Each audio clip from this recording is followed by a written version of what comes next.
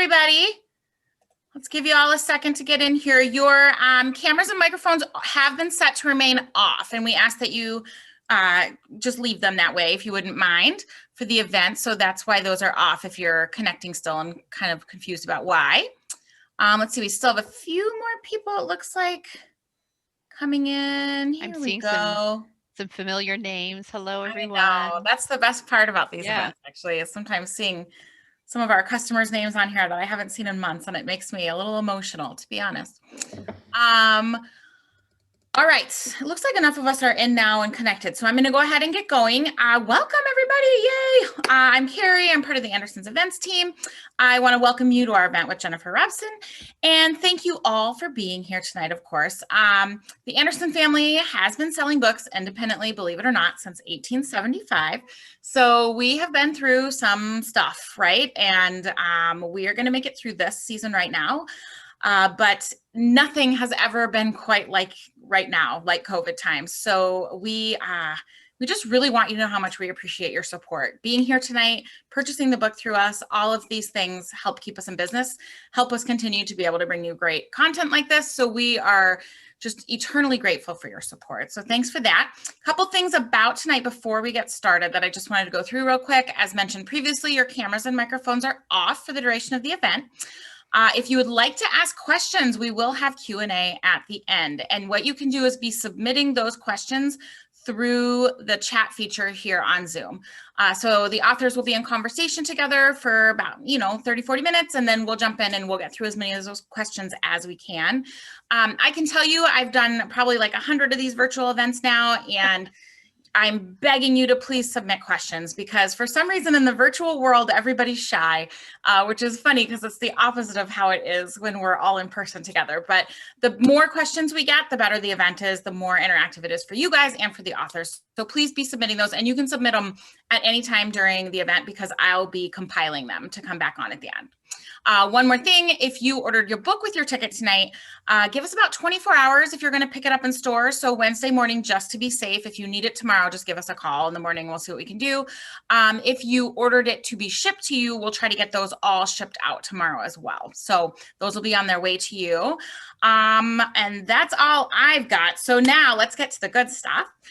Jennifer Robson is here tonight. She is the USA Today and #1 Toronto Globe and Mail bestselling author of Somewhere in France, After the War is Over, and Moonlight Over Paris. And of course, her new one is what we are here to celebrate tonight, Our Darkest Night. She holds a doctorate from St. Antony's College, University of Oxford. She is joining us tonight from Toronto, where she lives with her husband and young children, and she will be in conversation with fellow best-selling author Pam Jenoff, who is the author of The Commandant's Girl, which is an international bestseller, among many other phenomenal books. She lives outside Philadelphia with her husband and 3 children, and now we get to watch the 2 of them talk. I will click off for a little bit and let you guys enjoy that. Welcome, ladies. Thank you. Thank you. It's we were saying in the preamble that I think it's maybe the 4th event you and I have done in conversation, Pam. It's over the years, but it's the first virtual one where I don't get to have you sitting next to me on a stage. This is so hard. But we go back even further than when we met, because I remember receiving a copy of, was it your first book? It was my second one, and I was this complete zero nobody, like below nobody. And I still remember feeling a little bit fainty when my lovely literary agent had said that you had agreed to read the book, and I was kind of like, oh man. And then you wrote the loveliest blurb for it, and it was very mutual. It was sort of love at first read, and it was the beginning of a beautiful friendship. So as Jen said, we've met any number of times over the past several years. Most notably, I think I should let Jen tell the story. When I came to Toronto and I had an event, and Jen graciously offered to drive me and plan dinner. But you tell the story, because it was. I thought then this way, because Pam, when authors come to town, you have this jet set schedule, and you don't get much time to socialize with your friends. You're going from bookshop to bookshop to bookshop to event. And I said, okay, I'll pick up, instead of sending a car and everything, I'll pick up Pam in my gloriously disgusting Subaru and we'll drive out to the event together. And our friend Marissa Stapley, who's a Canadian writer, a close friend of mine, came as well. And then, in the afternoon of the event, which was on the kind of the outskirts of Toronto, so a good, even in great traffic, it was going to be a solid 45 minutes. But I think I left something like 2 hours. I really, no, more than that, because we had this plan. We would go and have a dinner nearby at an actual restaurant with tablecloths. And I mean, it's been so long, right? And but then it started snowing, and I have a 4-wheel drive. I'm confident driving in the snow, but the traffic was wall to wall. I mean, it took forever. And in the end, I think we got to the event maybe 10 minutes before, maybe. And we had very hungry. We were so ravenous. And I mean, I just felt so badly. I should have brought snacks in the car. All these things that I used to do when my kids were little, right? If the kids had still been little, I would at least have had some goldfish for you and maybe a juice box, but there's nothing. And so it was at a Chapters Indigo, one of Canada's big bookstores, like one of the chains. And across on the other side of the strip mall was a Five Guys. So that was the classy meal that I shared with you, Pam. And the publicists are all calling, "Where are you?" We're like, "We are going to eat just burgers." We were and actually that was one of the tastiest burgers I think it was amazing. One of my favorite events ever. It was so good. Yeah. And it was a lovely event. And then I think most recently we were at Morristown, right? In New Jersey. Yeah, in New Jersey, which is closer to my neck of the woods. Down here I got to see you. Yeah, but that was more than a year ago. But now this is Zoom. But thank you for inviting me to have the conversation with you. And I could have small talk the whole hour, but there are a lot of people with us who want to hear about your new book. Questions about the book. Yeah. Which just over my shoulder here, the one thing you can't really see online and so on is that it has beautiful silver, there's the silver foil or whatever on the cover, and it's a little bit sparkly, which beautiful. So go ahead, and why don't you, I'm going to interview you. I'm asking the tough questions today, Jen. I'm kidding. Why don't you go ahead, and for those, the book has been out, it's a whole 6 days old in the world? 6 days, yeah. And it came out, it was my birthday on the what are the odds that your birthday would land on the exact same Tuesday that your book is coming out? And so it was, but it wasn't a lamb, it was 51, so it wasn't, super exciting. And you're a year older than me. I love you. Starting to feel you're older than everyone at this stage. And a year before, exactly on the day, I had been in Venice in the Jewish ghetto, getting a tour from my lovely friend Chiara Ponchia. Well, she wasn't, I didn't know her at the beginning of the day, but at the end of the day, she was my friend. And that's how I spent my 50th birthday, was walking through these historic streets and trying to kind of soak in and absorb as much as I could, and then pass it on to readers through the pages of this book. So it's been a very interesting 12 months, I must say. Yes, what a difference a year makes. But go ahead and tell us, for those who have joined us who have not had the chance to read it again, why don't you introduce us to the book? So Our Darkest Night. So this is a departure. If anyone's read any of my books before, and I see a number of very familiar faces, so I know a number of you have. I usually write books set in Britain. A couple have had kind of large chunks of them take place in France, but this is the first time I've moved farther afield. And I wasn't planning on doing it. I was planning, when I finished writing The Gown, I felt like I needed a change of pace. And so I thought of writing something set in Golden Age Hollywood, which I still think is a fabulous setting and a fabulous time to be writing about. And I did a ton of research. I'm just going to pause. If anyone's hearing barking, that's my dog, and I'm very sorry. Could be my dog too. There apparently is a very bad raccoon in the backyard that's ruining her life. Usually in the evening, that's why there's barking. So that was the plan. I would write something and it would be set mostly in California and in kind of the late 1940s, early 1950s. And I still have this idea I want to write that book at some point. I mean, the research is all sitting there on my hard drive.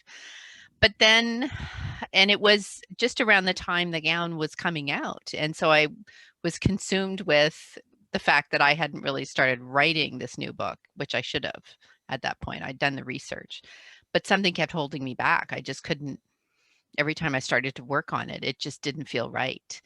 And I was sitting in the room I'm in now in my study, in a much messier corner of it, actually, where my desk is piled with books and papers and so on.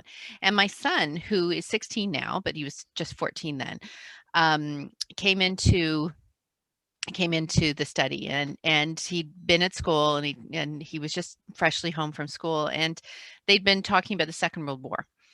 And he remembered hearing me and his dad, my husband Claudio, talk about Claudio's grandparents, who we had found out by chance, really, just in the course of a conversation that just took an interesting turn with one of his elderly aunts, that his grandparents had been involved in helping to hide Italian Jews during the war. And at first we had very little information because, we were talking with one of his aunts who's well into her 80s. Now, she was a little girl when this happened, but you don't go and kind of put the thumb screws to your elderly relatives, like, tell me everything you know, even though I was desperate to know more. And it took a while, after we'd come home, and emails back and forth with the younger cousins who speak, whose English is much better than our Italian, let's put it that way, to get a sense of what the story was. And even then, it was very hard to get any details about my husband's family, right? I mean, the grandparents themselves were long dead. His mother had passed away. There are just very few people left who could talk about those times. So Matthew had come to me and he said, "Is it true?" He wanted to know because they were talking about the Holocaust at school. And I had to answer that I didn't know. I mean, I wanted it to be true, right? But I couldn't say that it was. I couldn't just say, "Oh, yes, of course." I mean, that didn't feel honest to me. So I started, and of course, this comes at the exact same moment where I'm feeling disenchanted with the book I'm writing and that it wasn't calling to me. And all of a sudden, I have this question to answer. So of course, I shoved aside the work in progress. I thought, well, I don't even want, and I haven't even looked at any of that stuff since. And I started digging, and very quickly, it was very easy to uncover the truth of what happened in Claudio's parents' hometown, which is a little place called San Zenone delle Ezzelini. It's about 45 minutes by car from Venice, or from the mainland outside Venice, in the northwest, near Monte Grappa, which is a kind of a mountain that was has been the site of a number of battles in the First World War and the Second World War. And we discovered that there was a local priest called Father Odostocco, who had openly, I mean, it's astonishing how open he was, had openly taken in and sheltered dozens and dozens of people. Some of them Jews escaping from Greece and finding their way to Italy and then having to go into hiding. And some were Italians who had made their way.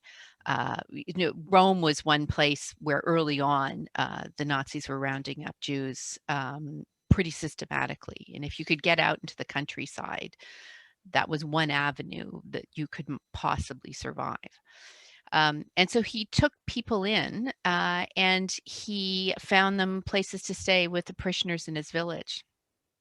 And so a lot of local historians kind of dug into this in the 70s and 80s. And in 2010, he was formally acknowledged as righteous among the nations by Yad Vashem, along with two families that had helped him, two kind of couples who were parishioners in the village. Now, Yad Vashem acknowledges that at the minimum of 22 separate families in the village were involved.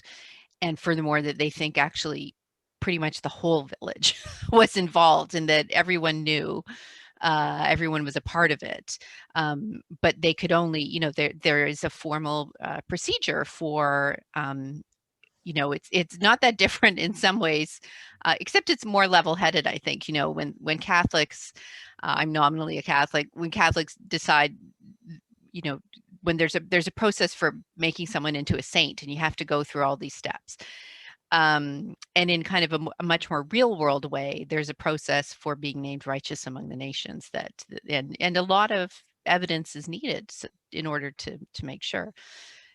It's now too late to know. We're too far away from these events in time to be able to say definitively, yes, my husband's nono nani and his nona Emma were involved.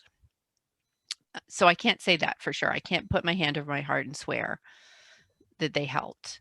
On the other hand, I don't think that the surviving relatives have any reason to lie about it. So it's just in that realm of, I don't know for sure. What it did do, though, was tell me this, really open my eyes to what had happened in this town where my husband's entire family is from. And it made me realize that there was a story to be told. Not a story of the rescuers as courageous and selfless as they were. I wanted to tell a story of one of the people who had to go into hiding. And that's when Antonina started tapping me on the shoulder. And I know it always sounds a little bit woo-woo when authors say that their characters talk to them, but it was around that time that I was acknowledging I could never find out the truth of what had happened insofar as my own family was involved, that I realized that there is a fictional way to learn more and to share this story with more people. And so that's where I began. It was a question from my son. He wanted to know. And I would love to be able to tell my kids one way or another. But in a way, I think I've had to realize that's not the point. The point is that there were, that something quite miraculous happened in this small village. And one of the especially miraculous things is that there doesn't seem to be any evidence that anyone who came through Sanzanone to find shelter was caught. They had, there's no record of anyone being apprehended by the police or the fascist militia or the Gestapo. They all seem to have survived at least their sojourn in Mezzogiorno, which is an extraordinary thing. So that's the long. No, I always, as it were. I love long answers. I always joke that I teach law school by day and all of my answers are long. So I understand. Thank you for that rich answer, that rich, detailed, nuanced answer.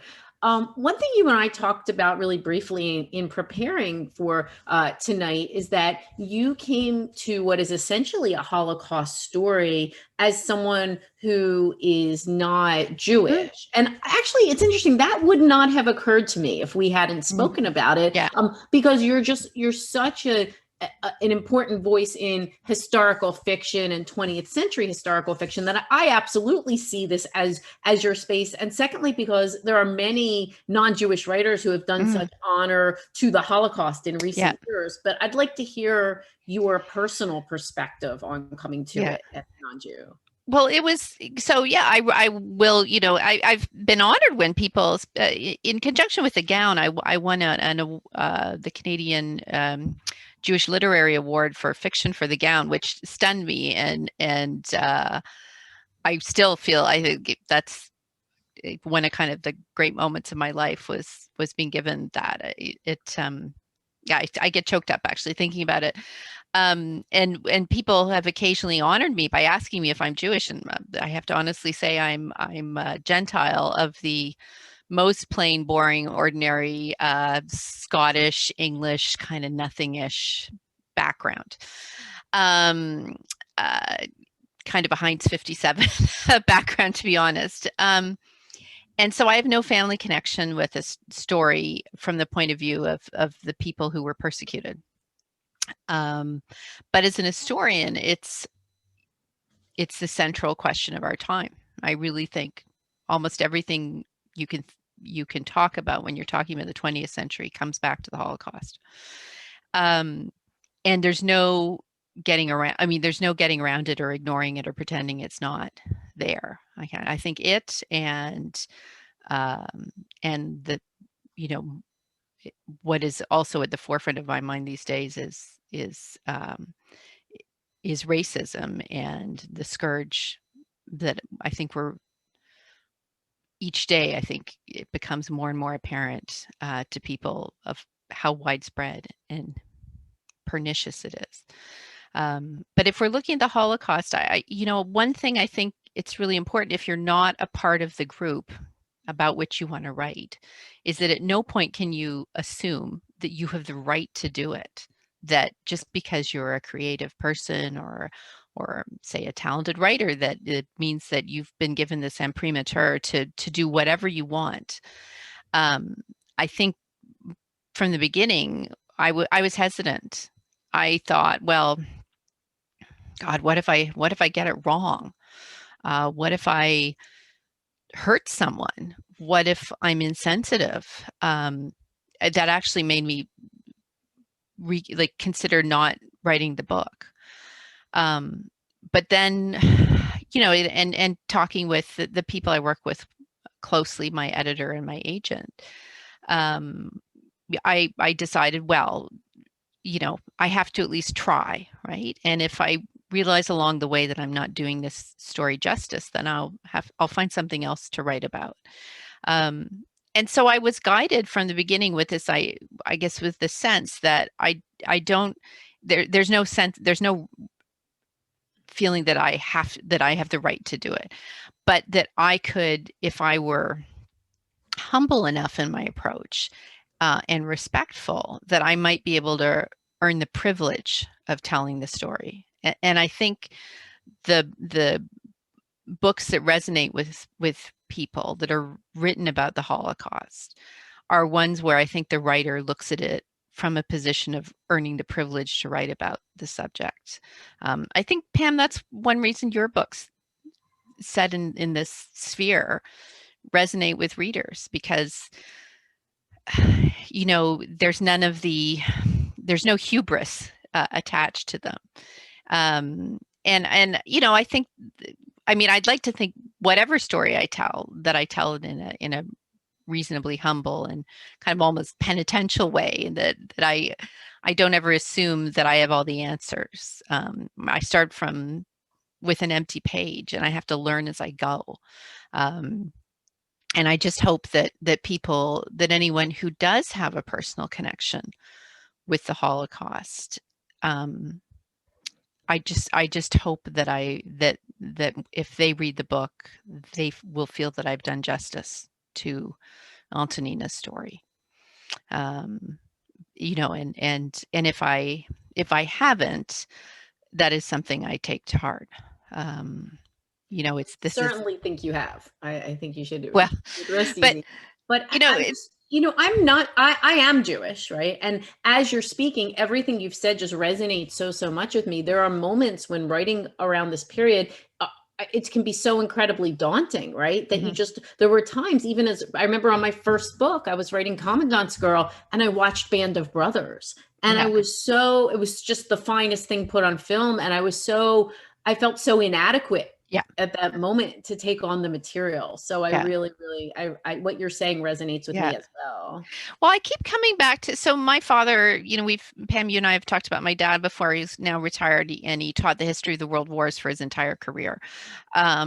And he didn't really kind of come to a decision to become an historian. And he was a Rhodes Scholar. He was at Oxford in the 60s.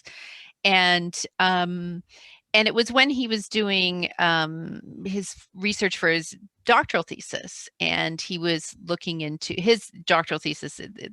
He looked at the German liberal left before the Great War, and kind of the people who, if they'd been successful, may have saved us from the totalitarian excesses of the German regime at the turn of the century, and who knows what would have happened to the 20th century if they had prevailed. And over the years, as an undergrad and a graduate student, he'd been learning more and more about the Holocaust, bearing in mind that it had happened 20 years before when he was in school. And he kept turning his mind to trying to figure out why and how could this happen? How? And he would say, if he were on this call with us tonight, he would say that he still doesn't have the answers with the full exhaustive understanding and knowledge. It's just such a monumental task to try and wrap your head around this subject, that I think you can spend your entire working life as an historian or a novelist and not ever plumb the depths of it. But then he would go on, and I agree with him, and this is what I remind myself whenever I'm feeling like I'll never do justice to this story. Just because we can't tell the entire story doesn't mean we shouldn't tell it at all, or tell a part of it. And so, you know, I guess what I wanted to do was just tell the story of this one person, a pretty ordinary person in many ways, and to turn my attention to a corner of the war and the Holocaust too, which has received less attention. You know, and in part, I think because Italy, it's complicated, right? It was fascist for many years, the political regime, and you know, the loyalties kind of flip-flop throughout the war, and it's hard to get a sense of things aren't very black and white, and relatively speaking, I mean, thousands of Italian Jews were murdered, but it's a much lower figure than the number of people who perished, relatively speaking, say in Poland or Hungary or Germany. So I think it received less attention, but it's a story. Sometimes I would feel absolutely frozen when I was trying to tell the story, and without getting into details of the plot for people who haven't read it. I mean, there are scenes that were very, very difficult to write. I also didn't want to kind of leave anyone feeling as if they'd just been hit over the head with an anvil, right? You know, there's a fine line between informing a reader about something, about events that are brutal, and brutalizing the reader with those events, and kind of standing on that. It's on a knife edge, really. It's tricky to get right. And I will say I second guessed myself with every scene I wrote. And again, I have to leave it in the hands of readers to judge whether it was successful, whether I was able to do justice to this subject, right? I'm sorry, this is making me sound so earnest and history nerdy. But I mean, everyone who knows me. And the problem with that is what exactly? I feel the same way. I've actually been excited. I feel like Italy's had sort of, no pun intended, a renaissance the World War II canon in the past few years. Mark Sullivan, and Lisa Scottolini has one coming out, Not Eternal. But you are, you know, at this great moment here with Italy and the war. Yeah. And I think quite a few of the books, there's a wonderful book coming out, I think it's in March or maybe early April, by Kristen Beck, who I will be honest is a friend of mine, and it's called Courage, My Love. And it is set actually in Rome for the most part.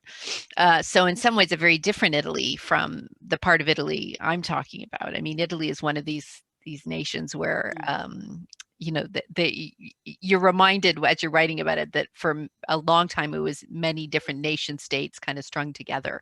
Yep. And, you know, especially Italians from, you know, my husband's family is from this one particular area, and then I have friends who are from other areas, and if they were to speak their native dialect to each other, they wouldn't be able to understand each other very well. They would have to flip into a formal Italian to make themselves understood. Yeah. But I'm glad that to see it, because it's just there's so many stories to be told about that corner of the war, and I think we're only just starting to see a real kind of a blossoming, I suppose, of those stories.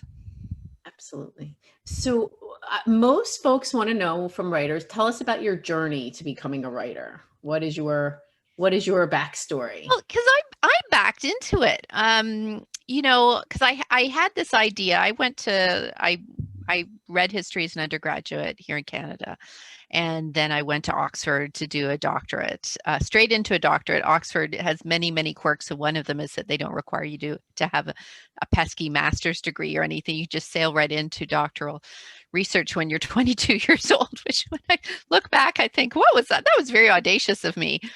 And I did I have a research degree in social history, British social history, kind of that focuses on the interwar period. But then I finished in 1997, and there just weren't any jobs teaching European history really anywhere. I would be surprised if even half a dozen have come up in the intervening 20 years or so. So I went sideways into journalism, and I worked as a magazine editor, and I worked for the Globe and Mail briefly, and I even worked for Penguin Books Canada, not as an editor, as I've sometimes seen written, but I actually worked in the marketing department, describing other people's books in the catalogs, which, means I often end up, I'm very sympathetic to people who have to write catalog copy, especially when they're dealing with fussy authors who haven't quite figured out what their books are about. Not that I've ever done that. And I was at home with my son, who was then 2, and his sister, who was a newborn, and loving being home with them. That was great. Except there are stretches that are really quite dull. I mean, mostly it's great. And then there's the parts that are so boring that you think, like, how did I get here? I'm sitting here on the floor, like picking goldfish pieces out of my hair and feeling like I'll expire if I can't have a conversation with a grown-up. And that's when I started writing, just to prove that I could, and to give myself something to do. And because I had this idea for a book that was set in the Great War, I'd kind of read through Pat Barker's books. Well, I'd read them before, but I reread them, and then I read them again, and kind of read through the entire, whatever I could find that was written about the Great War in fiction. And there wasn't a lot relative to what there is today. And I just noticed that very little of it was written from a woman's point of view. And I'm always really interested in, like, what is it like to be the person who doesn't go to war, who has to stay home and wait, or find something to do in the interim. And so that's where my first book came from. And if anybody watching is in the position of ever having a manuscript and you're not sure what to do with it, and maybe you've tried getting it published and have had some failures. I was rejected many, many, many times before I found my wonderful literary agent, and I ended up at William Morrow at HarperCollins. And really, I think the only reason that I'm sitting here now talking to everyone is that Downton Abbey came out at this point where I had a finished manuscript, and there was a kind of an overnight surge of interest in stories set in World War I, and I had a book ready to go. So your timing, right? Timing is just one of these things that if I knew how to, wouldn't we all love to be the first person writing, the big vampire romance book back in the day, or whatever book becomes the new big thing. Not that that would make me, change what I've done, but sometimes you think to yourself, man, to be the person with that first great idea. And I got to experience a very small bit of that with just having one of the first books that was historical fiction, but attuned more to, say, women as readers. It's one of the first ones out of the gate, and I haven't looked back, which surprises the heck out of me some mornings as I wake up and I go, oh man, I'm a writer. I guess I'm gonna have to sit down and write something today. then, actually it's very easy to find other things to do when you're not. Yes. The disbelief. I always say I still put writer in air quotes, Yeah. Well, but the thing is, you actually are a law professor, right? I mean, you're doing both, and I never ended up teaching. I do both, but even the writer side, I still feel this like sort of caveat when I say it. It's almost sheepish, right? Yeah. Well, and it's, I think there's something to be said for having lots of interests as a writer. And I still wear my historian's hat. I don't write narrative nonfiction, although I think I'd like to at some point. But I always, that's where I start. I've never thought of myself as a writer's writer or as somebody who knows the craft particularly well. I don't have an MFA. I never took creative writing in university. That's me too. I'm with you. But so I start all these books from the perspective of being a historian. Yeah. And then I try and find the story, or I layer the story on top of that. And I think that for whatever reason that works for me. But I also know a lot of writers who consider themselves writers first, and then the history is something they layer on top of that. And it also works well for them. So many roots. I know we're going to get to questions in just a few minutes, but I at least want to get one more in, which is I want to ask, how has the pandemic changed things for you as a writer? Oh, the first thing, I haven't noticed it so much for the book I'm working on now, which is set in Britain in 1953.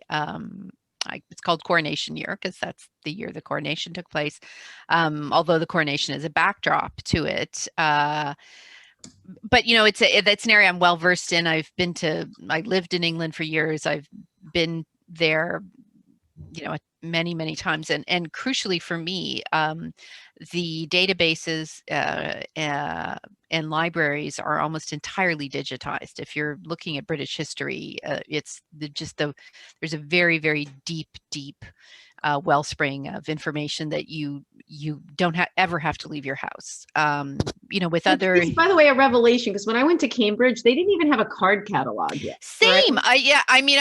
When I was, because I think we were probably in the UK at around the same time when I was at Oxford. So I started there in 92. So I was there 92 to 95. Same, yeah. And the Bodleian had these huge folio catalogs. So you'd go into a room, which I'm sure, the last time I was there and I went through with a friend who's an academic, I don't know what they did with the folios, but these huge folios, so the ginormous, heavy books that would be kind of AA to AB, right? And then you'd pull it off the shelf and open it up, and there'd be hundreds of little slips of paper glued in the pages, glued on each page, and you'd have to go through alphabetically to find the book that you hoped existed. That's how I searched out material there. And I always thought Deborah, I've talked about this before, but the way that Deborah Harkness in her book Discovery of Witches had a book hide in the Bodleian. I mean, it's brilliant the way she constructed the whole premise, but the idea that a book can get lost there is almost the first thing you think of when you open one of those catalogs. Totally. But so yeah, everything has been digitized, like almost everything I need. I mean, the few things that I haven't been able to get a hold of, well, in the past, I would just travel to Britain and I would sit down and like the V&A, the art library, there's some things that are too fragile to be scanned. It's some of the holdings at the National Archives aren't digitized that I've needed to use. And then also for in-person interviews, I would go and I mean, it's not that the expense was never inconsequential, but it always seemed worth it to me to go to England, for example, and interview people, or a year ago to go to Italy, just so I could speak to people face to face. Or to Krakow. I'm very jealous. Yes. And I was there just before, well, because you were supposed to go not long after I was, and then the pandemic got in your way. I was supposed to leave for Krakow for my research trip on March 12th, and they shut down the flights March 11th, and I had my appendix burst on March 13th. So thank God. You've had. It was all Carmen, Kismet, and Doom. And I think Carrie is back with us. Yeah. And back. But speaking of Krakow, I just wanted to know real quick, Pam, before we launch into the Q&A, if you wanted to just say a little bit about the girl in the blue star, right? The girl with the blue star, yes. Yes, that's coming out in May, and it's great. So, I mean, we're hearing really good things about it. So I wanted to know if you wanted to. Well, I will take 30 seconds. I will no. Go back to Jen. So The Woman with the Blue Star will be out May 4th, and it is set in Krakow, which although I didn't get to go this time, I lived in Krakow for about 2.5 years. Fortunately, I was able to draw on that. It's inspired by a true story of Jewish people who survived World War II by hiding in a sewer. And so there was a girl hiding in the sewer with her family in real life. And one day she looked up through the grate and she saw a girl her own age buying flowers. And she was struck by the disparity in their lives. And her mother promised her that someday there would be flowers for her too. And so my book looks fictitiously at a relationship between the girl below and the girl above. And that'll be out on May 4th. Yeah. Fantastic. I actually put a link to pre-order it in the chat. And of course, a link to all your guys' books in the chat. Well, and I got to read an early copy of it, and I was making kind of greedy hands, so I have a digital copy, not one that I can kind of pop here and say, look at it. So I don't have a real one, but it's beautiful, and it's. I know a lot of people I've talked to are have a little bit of trepidation reading about tough subjects, right? Especially, what life is like right now. Okay. And I'm here to say that Pam's book is not going to ruin your day. You're not going to read it and go and collapse, into just have to lie on your fainting couch all day and feel miserable. This is not that book. It will not do that. You will be left. Well, I find this is pretty typical of your books, Pam. I walk away. First of all, there's always oh my God, she did it again. But also just to send this belief in the power of the human spirit, like the nobility, the essential nobility when you're reading about decency and goodness, even in times of terrible adversity. I find that very inspiring, and it's not depressing. This is not a depressing book. So just if you're listening to me now, don't be worried. Like the same way I've been telling people about my book, please don't think, I know it says Our Darkest Night and the cover is kind of gloomy, but I'm not out to ruin your day by pulling you into a story that's going to leave you, crying all afternoon and thinking about that pint of ice cream in the freezer that you've been saving. Yeah. So, but it's depending where you put it down. Yeah. And I have had people who've messaged me in the middle of the night saying, I don't know if I can go on. What, I know something. And I'm like, can I promise I wouldn't do that. I won't be I kept thinking that. I'm like, she wouldn't do this to us. When I was reading it. Okay. So we have a few questions. Great questions. Some of them you guys already answered, so I'm just going to skip over any that have already been answered, and we'll try to get through as many of them as we can before about 8:30ish. So this is from Kristen, and she says, I'm listening to the audio of this book, and I'm not quite done yet, so I don't want to spoil it for her. Will we be eventually seeing crossovers from previous books with Our Darkest Night? That also made me wonder if you've ever crossed over in any of your other books. So with my books, I made a habit of it in previous books. I mean, all the characters from my first 3 books it's all woven together, kind of like, the first 3, like Bridgerton, right? All the siblings, that's what my first 3 books are like. And then Goodnight from London and The Gown are connected. And I wanted to find a way to pull a character or 2 from The Gown into this book. And every time I tried to do it, it just felt very forced and unnatural. And I just abandoned that. There is one, at some point I have to do a giveaway if somebody finds it. There is one detail that no one has found yet, not even my editor, not even my sister reading the book. There's one detail that connects Our Darkest Night to The Gown. And I haven't told anyone. No one knows yet. I'm waiting. The person, honestly, if somebody finds that detail and emails it to me, I'll send them like the whole set of books, right? But but I know it's a pretty small detail. You'd have to be, I don't know if anyone else would find it. Yeah, at some point I'll tell people. But the book I'm working on now, at the moment, where it's still in a very draft, like Swiss cheese kind of state, one of the characters from Our Darkest Night does appear in it. Whether or not that character will stay is kind of I have no idea at this stage. People come and go in those early, and I'm sure, Pam, you do the same thing. You have the best of intentions to have certain characters. When you first think of the book, there's a cast of characters, and then by the time you get to the end, people have vanished just mysteriously as if they never existed. And I've killed off, even not on the page, but just in my imagination, I've killed off like relatives galore, all sorts of people. Yeah. So, but I do like connecting them. I do. I also wanted to jump in because Kristen had mentioned that she listened to the audio of this book. And I actually listened to an early listening copy of this book through Libro FM. And the narrator is fantastic. I mean, Marisa. She just goes in all these different like accents, and then of course the pronunciations of all the places in Italy. Like I never would have gotten them even close to right. So it really added like this extra layer for me, and I just highly recommend it. I actually wrote it up as like an Anderson's audio recommendation through Libro because it was great. Marisa did the audio for the gown, and when they they usually, the people from Harper Audio come back and they say, oh, we're doing the casting now. Do you have any thoughts? And I was, is Marisa available to do Our Darkest Night? Because she did such an admirable job with all.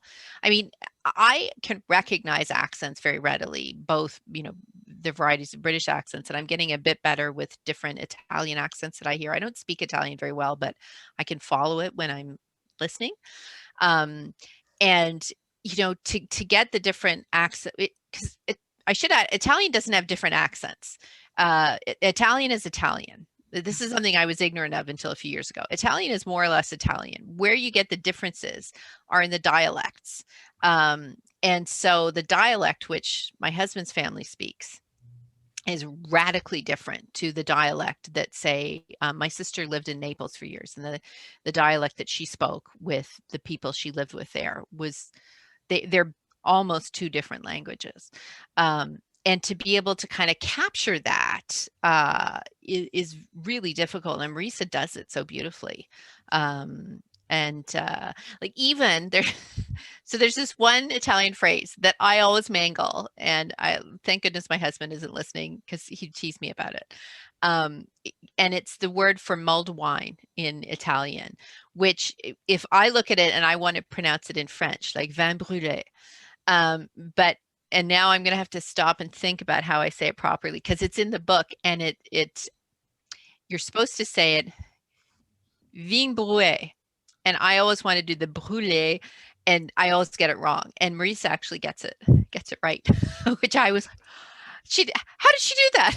So she went in and out of all the different characters, all the different accents, the German accents. Like it just really adds this great extra layer to the story. Like because the setting, I feel like, of this book is almost its own character, like Italy, it's just almost its own character in the book. So she just really did a phenomenal job. But, all right. So Laura just said, I wasn't ready to say goodbye to the characters. I was not either. Is there any chance there would be a continuation of any of their stories? Oh, I know. We all get this, I think, with our books. I've not the immediate next book, because I just had this idea for the next book and I'm just running with it, and I actually do love it. But there's part of me that kind of, I think we all do as writers, we toy with the idea of writing, like short novella, like really short little novellas or short stories, to kind of figure out where the characters are years later. And part of me does want to, because the only way I'm going to figure out what happens to Nico and Nina, or maybe Nino is their like celebrity name. There's Nino. Yeah. And the only way for me to figure that out is actually to sit down and write it, I think. I can kind of I can say, oh, maybe this, maybe that, but I wouldn't really know until I sat and wrote it. And it's just, I think part of why I want to go back to it in the story is because I want to go back to Italy.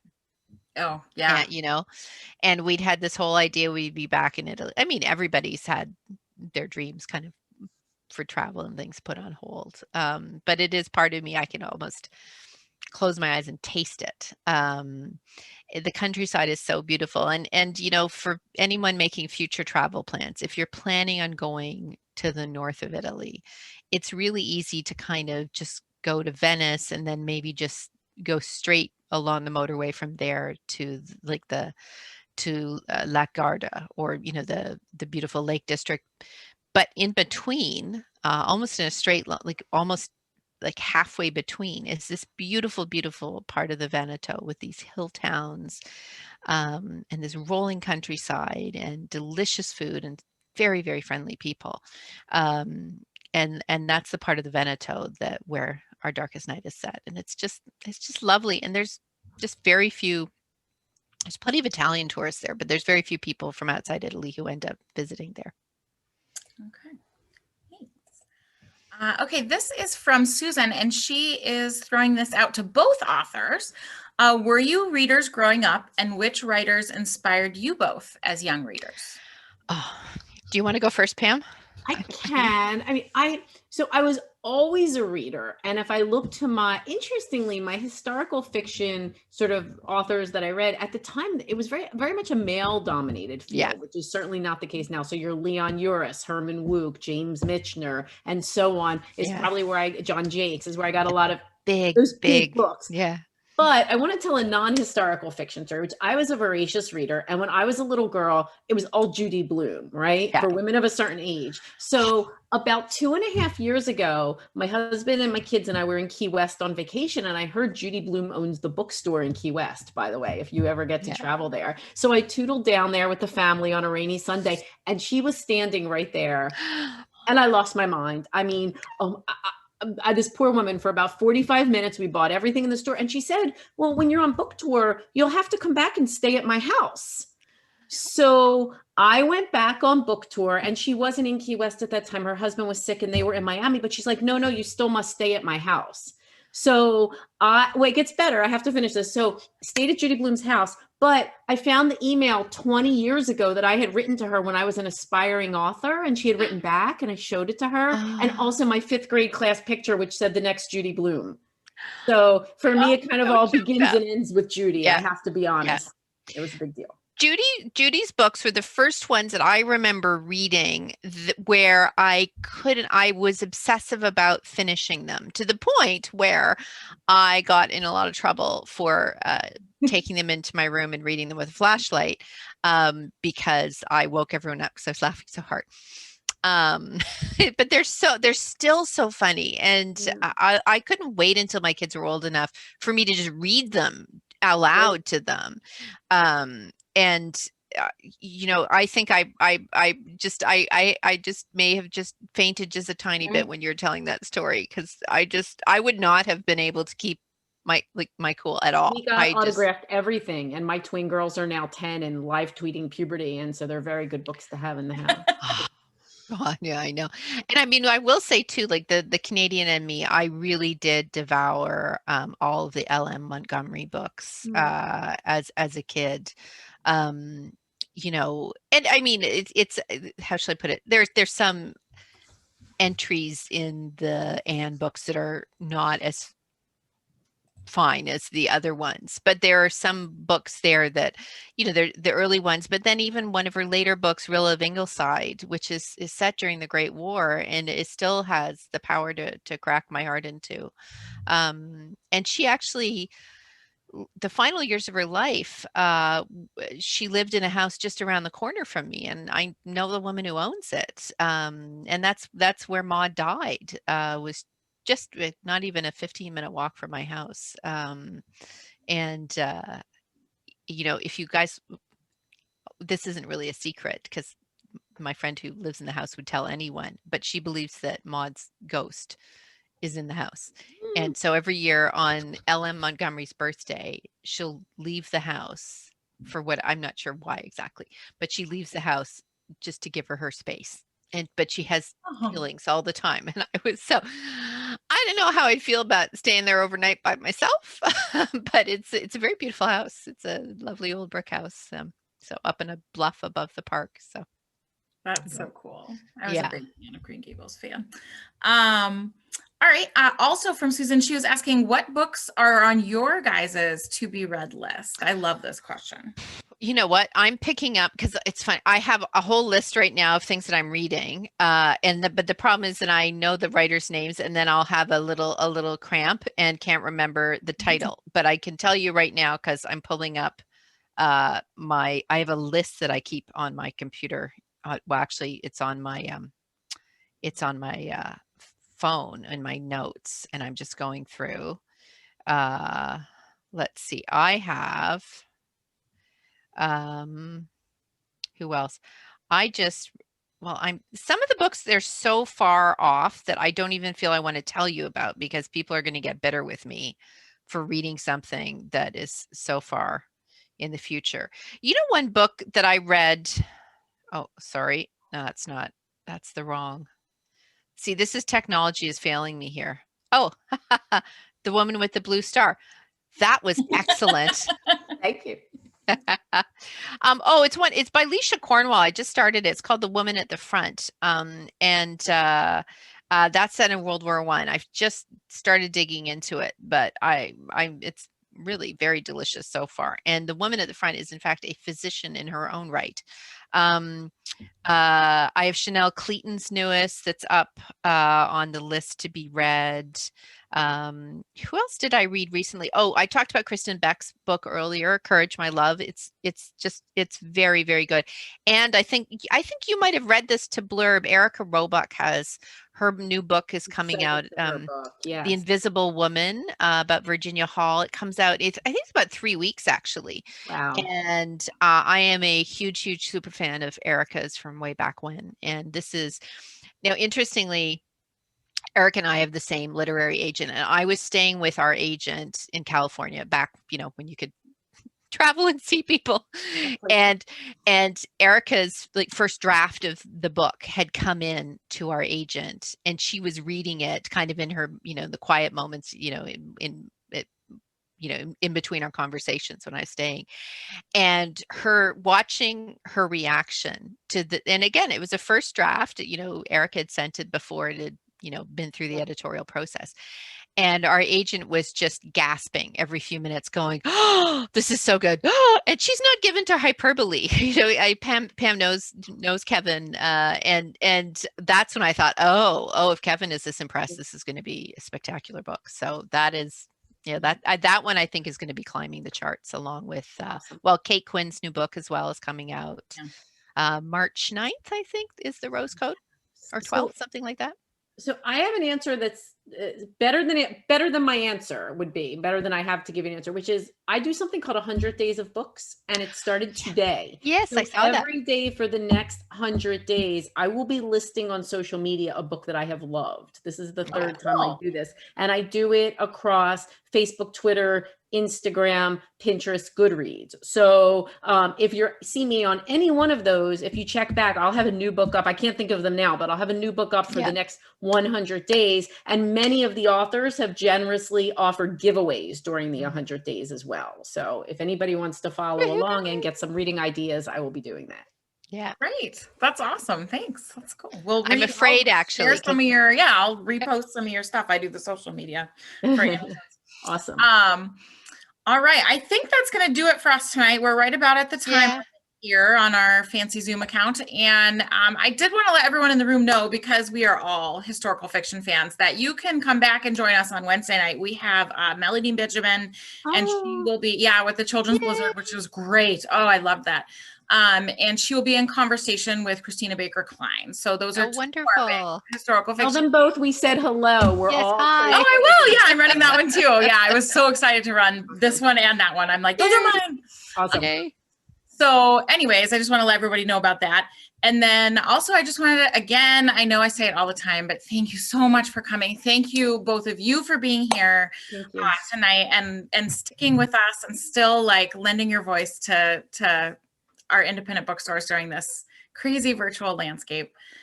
Thank you to everybody else for being here tonight and for continuing to support our events. And other than that, just stay well out there, everybody. We miss you guys. Thank you. Well, and if anybody has a question that they'd like answered that we didn't get to tonight, just pop it in one of my Facebook pages or posts, or DM me, and I'll try to get back to you as soon as possible. Awesome. That's great. All right. Thank you everyone so much. It was lovely. Thank you. Good night. Bye. Bye.